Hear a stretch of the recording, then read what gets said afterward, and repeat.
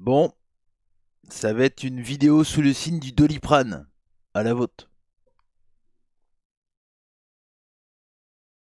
Ah, j'ai jamais aimé ce goût. Je sais pas si... est-ce que vous aimez, vous, le goût du Doliprane? Je pense pas, hein. Allez, salut tout le monde et bienvenue dans une toute nouvelle vidéo. Bienvenue chez Cody. Je m'excuse d'avance si je bégaye, si je suis un peu, bon, pas dans la meilleure forme. En ce moment, ma santé, elle est à chier par terre, voilà, c'est le cas de le dire. Je suis vraiment pas bien et j'essaye de prendre des forces pour être bien pour la bagarre qui est ce week-end. Donc voilà, je suis désolé si je suis pas au top, mais c'est comme ça. J'ai pas le choix d'essayer de faire des trucs quand même malgré une santé un peu fragile. Bref, aujourd'hui je vous retrouve, comme vous l'avez vu sur le nom de cette vidéo, la miniature, tout ça, pour vous parler du PWI 500. Pourquoi je voulais en faire une vidéo? Tout simplement parce que comme vous l'avez vu, j'ai pas fait de mercredi, tout simplement parce que voilà, ma santé elle est fragile en ce moment et je suis pas en grande forme, donc du coup je préfère pas faire de live, éviter d'essayer de parler pendant 2-3 heures, etc. Mais je voulais quand même en parler un peu sur ma chaîne. J'ai juste avant de commencer de parler de ce sujet, j'ai une petite annonce. Tout simplement, vous le savez, généralement sur ma chaîne, il y a également les replays de mes lives, etc. C'est pour ça que j'ai décidé qu'à partir de maintenant, mes replays de live Twitch ne seront plus disponibles sur cette chaîne chez Cody, tout simplement, mais sur une nouvelle chaîne que j'ai créée. Le lien est dans la description, c'est chez Cody Replay. Et donc voilà, donc n'hésitez pas à aller vous abonner, vous verrez, il y aura des replays qui vont arriver au fur et à mesure. Le premier replay qui va arriver, c'est le live que j'avais fait avec Univers Catch. J'essaierai de mettre les lives, voilà, les replays des gros lives, on va dire. Donc il y aura les mercredis en complet. Il y aura donc mes lives tier list, que ça soit catch ou pas que catch d'ailleurs. Et il y aura sûrement certains lives par rapport au jeu de foot, parce que c'est aussi ce que j'aime. Donc je pense que toute ma carrière que je ferai sur EA FC sera disponible, voilà, en replay tout simplement. Donc j'espère que ça va vous plaire. Ça permettra d'avoir pratiquement que des vidéos courtes où il y aura également des extraits des fois de mercredi, des sujets voilà qui seront mis sur ma chaîne principale, mais ça permettra que ça soit bien plus clair pour tout le monde. Donc surtout voilà, n'hésitez pas à aller vous abonner à chez Cody Replay si vous voulez avoir tous les replays de ma chaîne Twitch sur cette chaîne YouTube. Donc voilà, je compte sur vous et merci à vous.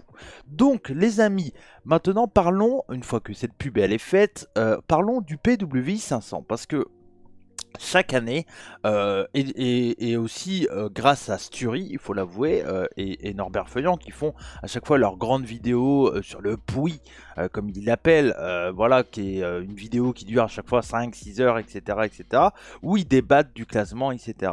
Et chaque année, il faut le dire, grâce à ça, c'est devenu un moment où tout le monde s'excite, où tout le monde s'énerve sur le classement, parce que c'est un classement que tout le monde attend, mais c'est aussi un classement que personne n'est content. Voilà, c'est généralement ça. C'est rare de voir quelqu'un qui dit non, non, moi je suis satisfait de ce classement-là. Et pour autant, c'est un classement que tout le monde attend. Et moi, c'est clairement, je vais vous l'avouer, moi j'ai jamais été d'accord avec ce classement. Je l'ai toujours trouvé merdique parce que c'est pas ma façon de voir le catch. On le sait, le PW 500 c'est un voilà, c'est un classement qui est fait sur le kayfabe, donc il voit la prise de titre, etc. Là où moi je dirais pas que je m'en fous du kayfabe parce que ça reste quand même une phase importante du catch et c'est bien de la prendre en compte, mais je pense qu'il y a plus de choses pour juger un catcheur que le kayfabe, parce que encore une fois pour moi un mec qui est champion 4 fois, champion du monde 4 fois dans sa carrière, c'est pas pour autant qu'il est meilleur qu'un mec qui a jamais été champion du monde. Je prends l'exemple par exemple d'un catcheur comme Dean Malenko. Voilà, il a jamais été champion du monde et pour autant c'était un incroyable catcheur. Je crois qu'il a même été, il a gagné le PW 500 parce qu'il avait dû être champion, je sais pas quoi. Mais voilà. Mais bref, en tout cas, ça fait partie des trucs que moi, le PW 500, c'est devenu un truc important parce que les gens ont voulu en donner de l'importance. Mais au final, c'est un classement qui pour moi a, je m'en fous, enfin, a aucune importance. Et c'est ce que je me suis un peu expliqué moi sur le Discord des revues, parce que bon, c'est là où je me permets de débattre, parce que c'est vrai que sur Twitter, on peut pas trop débattre. Au début, je me suis dit, je vais mettre un tweet, puis en fait, j'ai dit, oh, mais pas de tweet, tu feras une vidéo, ce sera bien plus simple. Et donc du coup, ce que je veux dire, c'est que moi, par exemple, imaginez-vous, je suis un promoteur de catch.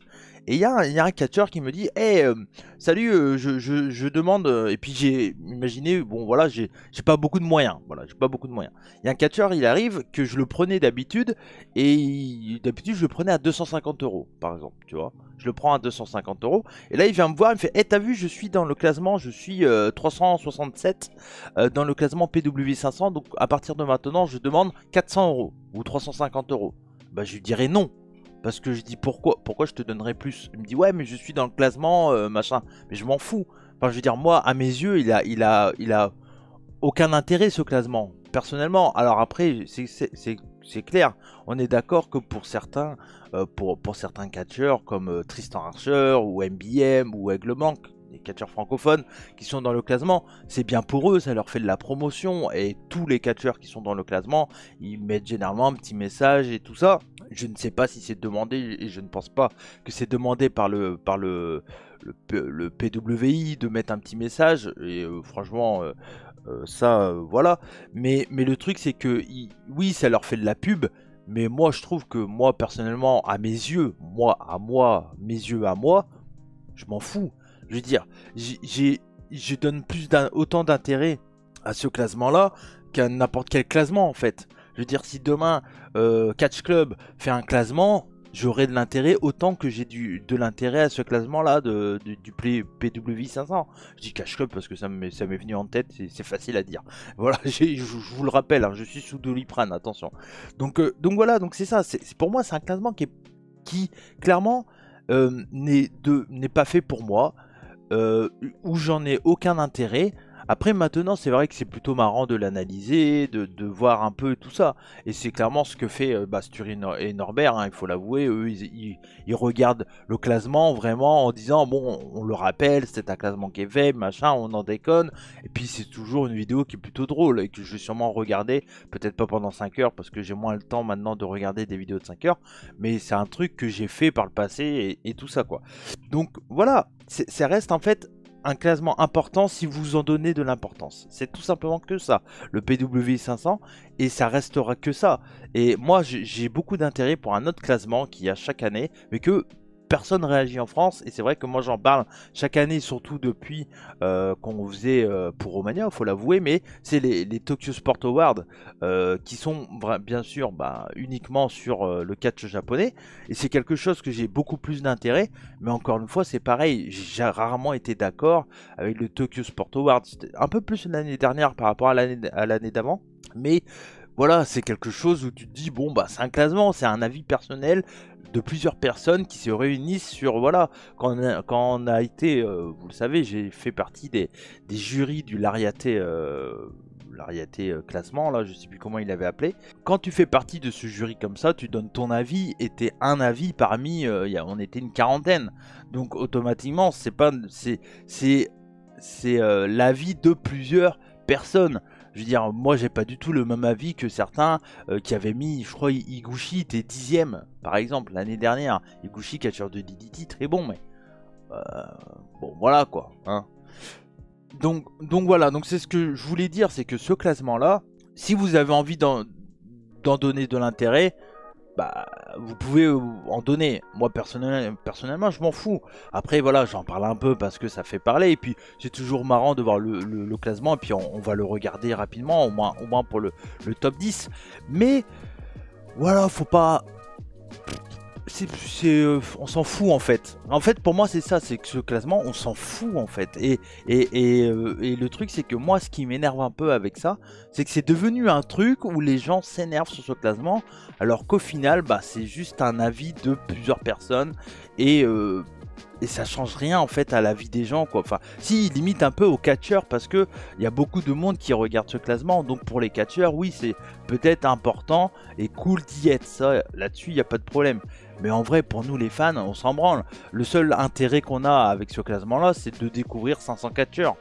parce que bah voilà, moi déjà faire un classement de 500 catcheurs en soi je trouve ça un peu débile, tu vois, parce que c'est compliqué, tu peux pas connaître 500 catcheurs et tu sais que ça a été fait par des tas d'adapaz, limite ils ont utilisé catch match, ils ont vu les mecs qui ont catché le plus, ils se sont dit bon bah lui on va donner de l'intérêt, ok qu'est-ce qu'il a fait machin, ok il a gagné contre qui le titre, ah ouais ok contre ok, enfin voilà, donc c'est ça le problème, c'est que c'est bien, mais en même temps, voilà, on s'en fout un peu, on s'en fout un peu. En vrai, moi, en tout cas, moi personnellement, je m'en fous et ça changera pas ma vision pour des personnes, voilà, je trouve. Et il y a toujours un scandale avec Will Ospreay qui est jamais dans ce top 10. C'est pas grave, on s'en fout. Moi, il est top 1 dans mon cœur. Ok, j'en ai à foutre que dans le PW 500, il soit même pas dans le top 10. J'avais gueulé l'année dernière déjà en disant que c'était débile ce classement. Bah, je le redis, ce classement il est totalement débile. À partir du moment où tu prends pas en compte Will Ospreay, quand tu vois les années qu'il fait chaque année, bon, bah voilà, moi maintenant. Mais après, c'est un truc qui est faible, c'est leur avis à eux. Je suis pas meilleur qu'eux pour dire que mon avis est meilleur que le leur en fait. Donc c'est ça le truc. J'ai vu audiovisuel gueuler, j'ai vu plein de monde gueuler. On s'en fout en fait, c'est pas grave. Ça change rien. De toute façon, vous aurez beau gueuler, ça change rien. C'est pour ça que moi, de toute façon, Twitter, X, surtout dans cette période-là, ouais, je voulais m'éloigner au maximum. Plus comme je suis pas trop bien niveau santé, je me dis, ouais, reste loin. Voilà, c'est pour ça que j'ai pas trop parlé dessus. J'ai mis juste un message vite fait en retweetant un message de l'Ariaté qui disait ça reste un avis, ne vous prenez pas la tête là-dessus, etc. Bah, en fait, il avait beau préciser ça, bon bah les gens se sont pris la tête quand même dessus. Après voilà, c'est la période, ça fait parler. Bon, c'est comme ça, c'est comme ça. Après, tu vois, n'importe quel award ou classement ou autre, bah, c'est toujours pareil. Il y a toujours des gens qui jugent et il y a toujours des gens qui seront pas d'accord avec les juges. Donc, bon voilà, moi c'est pour ça que je vous le dis, hein, moi pour les awards du catch français, je sais pas comment on va les appeler, qu'on va faire avec Enzo en cette fin d'année, il y aura deux parties, il y aura deux classements différents. Il y aura un classement où le public, vous par exemple, pourront voter. Il y aura un autre classement où ça sera uniquement les workers du catch français. Et on verra si ça sera pareil ou pas. On verra bien. Et c'est ça qui va être intéressant dans ce classement-là, c'est qu'il y aura des gens qui travaillent dans le catch français et des gens qui sont fans. Donc ça va être intéressant. Et là, moi je trouve qu'il y a un intérêt. Que plus que... par exemple, s'il y avait 15 personnes qui se rejoignaient et qui votaient pour le catch français, moi je trouve qu'il n'y aurait pas d'intérêt. Voilà. Mais c'est mon avis. Après, c'est mon avis à moi. On a droit de pas être d'accord. C'est comme ça. C'est pas grave, quoi. Donc voilà. Pour ce que j'avais à dire sur ce classement et sur l'intérêt qu'on peut y avoir. Maintenant, parlons des 10 premiers. Avant, bien sûr, parler des 10 premiers. Petit mot sur nos catcheurs français qui sont dans le classement. Donc, Aigle Blanc est 345e. Donc, il rentre pour la première fois dans le classement. Et Tristan Archer, pour la première fois depuis, en fait c'est la première fois qu'un catcheur français dépasse la place des 100. Il est 78e, pardon. Donc c'est très cool pour eux. C'est logique pour Tristan Archer, hein. Il a été 2 fois champion VXV, qui est la plus grosse promotion européenne, clairement. Et puis son run contre Daisuke Sekimoto du côté de Big Japan Pro Wrestling. Donc totalement logique pour lui, je suis très heureux. Et c'est cool. Après, en vrai, c'est bien. En fait, c'est ça le truc, c'est que c'est bien pour eux. Mais en vrai, nous, en tant que fans, ça n'a pas vraiment d'intérêt, ce classement. Mais après, pour eux, c'est cool parce qu'il y a plein de gens qui vont sûrement les connaître, tu vois. Il y a sûrement des gens qui regardent la liste et qui disent « Ah tiens, ce catcheur, il a l'air intéressant, ça va être cool. » Et tu vois, je n'ai pas regardé pour Aigle Blanc. J'imagine que le fait qu'il a été champion Bodyzoy, champion Rix, etc., ça a dû être pris en compte. Enfin, ça a dû être marqué, tu vois, dans le magazine. Et en soi, tant mieux pour Rix et Bodyzoy, tu vois, c'est cool. Mais moi, en fait, je trouve que les catcheurs, ces catcheurs-là, ils ont fait parler d'eux via leur performance dans le ring. Et pour moi, en fait, j'ai pas besoin d'un magazine, moi personnellement, pour me permettre de les connaître. Je veux dire, moi, les 3 quarts, je connais pas tous les 500 catcheurs, ça serait vous mentir. Mais j'en connais beaucoup parce que je suis curieux et que je vais voir de moi-même. Après, c'est ça mon problème, c'est que j'ai l'impression que beaucoup de gens ont besoin, en fait, d'être un peu comme des moutons et d'attendre qu'on leur dise hey, vous avez vu, il y a lui qui est bon. Bah, en fait, vous pouvez aller vous voir, voir ces catcheurs-là par vous-même, quoi. C'est ça aussi le truc bien du catch, c'est qu'on en découvre tous les jours. Et moi le premier, tu vois, je découvre des catcheurs tous les jours. Après moi je m'intéresse beaucoup plus au catch japonais, donc c'est vrai que le catch américain, européen, je suis beaucoup moins à fond qu'à une certaine période. Mais voilà, et il y a aussi un point sur le classement, le PWI, c'est que le catch japonais, hormis New Japan qui est un peu, et encore ils ont oublié Tetsuya Naito, mais ça limite. Ça peut se comprendre qu'on oublie un gros. Moi, voilà, comme j'ai dit, quand j'ai fait le grand tournoi du catch japonais sur 248 catcheurs, j'ai oublié Kento Miyara alors que c'est mon catcheur préféré. Bon, bah ça arrive d'oublier des grands catcheurs, etc. Ça, il n'y a pas de problème. Mais maintenant, c'est vrai que ce classement, il est très très américanisé, quoi. Et c'est normal, c'est pour un public américain, donc c'est pas totalement illogique non plus. Donc voilà, bref. Mais Aigle Blanc, très bien, 345e. Ça là-dessus, je suis vraiment content pour lui. Moi, je comprends pas trop la non-présence de Senza Volto, étant donné que la seule différence, ouais, allez, ok, c'est vrai que Senza Volto, il a pas gagné titre Rix et Budizoy. Si c'est la raison que Aigle Blanc est à cette place-là, bah c'est cool pour le catch français, hein, à vrai dire. Mais au final, ils ont été champions par équipe ensemble, etc. Donc c'est pour ça. Bon, après, c'est vrai que Aigle Blanc a une meilleure carrière. Je pense que Senza Volto sur cette année, sur cette période-là. Mais bon, je suis quand même surpris que Senza Volto n'est pas du tout dans le classement. Il aurait pu gratter une place dans les 400 et quelques, quoi. Sachant que MBM, en soi, MBM, est-ce qu'il a fait une meilleure année que comment dire que Senza Volto? Tu vois, le seul truc en fait, c'est que MBM il est allé aux États-Unis, il a fait le Mania Week, il a fait un show, enfin il a fait 3 shows là pendant la Mania Week, et c'est ce qui a fait qu'il est dans le classement. Donc ça prouve que ce classement est totalement américanisé à mort, quoi. Donc il suffit que tu catches une fois aux États-Unis et directement on te voit dedans, quoi. Donc voilà, c'est bon. Mais c'est cool pour lui après tout. Après tout, c'est cool pour lui, hein. Ça rien à dire là-dessus. Le classement, le top 10, les amis. Numéro 10, Cody Rhodes. Numéro 9, Josh Alexander. Numéro 8, Orange Cassidy. Numéro 7, Kazuchika Okada. Numéro 6, MJF. On va s'arrêter là-dessus pour le moment. Bon, ce top 10 là, de 10 à 6, Josh Alexander, il a été blessé les 3 quarts du temps. Je sais pas ce qu'il fout là. Voilà.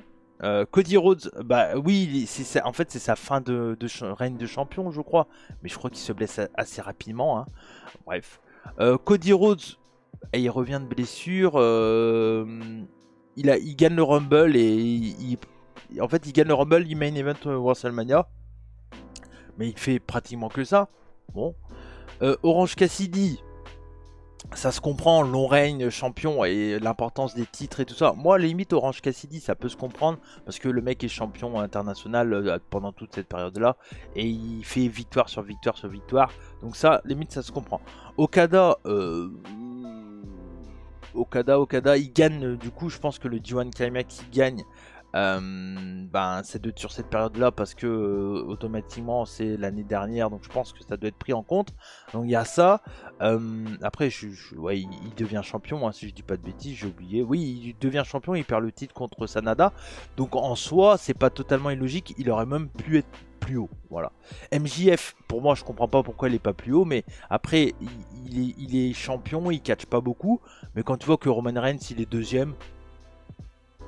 Voilà, enfin, bon, voilà. En vrai, pour moi, les 5 là peuvent s'expliquer, mais en soi, pour moi, Alexander devrait limite ne pas être là parce qu'au final, il n'a pas tant que ça a été présent. Mais après, on sait pourquoi, parce qu'il a été champion sur cette période-là. Cody Rhodes, bon, il a eu une victoire importante de Royal Rumble et c'est WWE, donc automatiquement, je pense que dans leur tête, ça fait plus parler.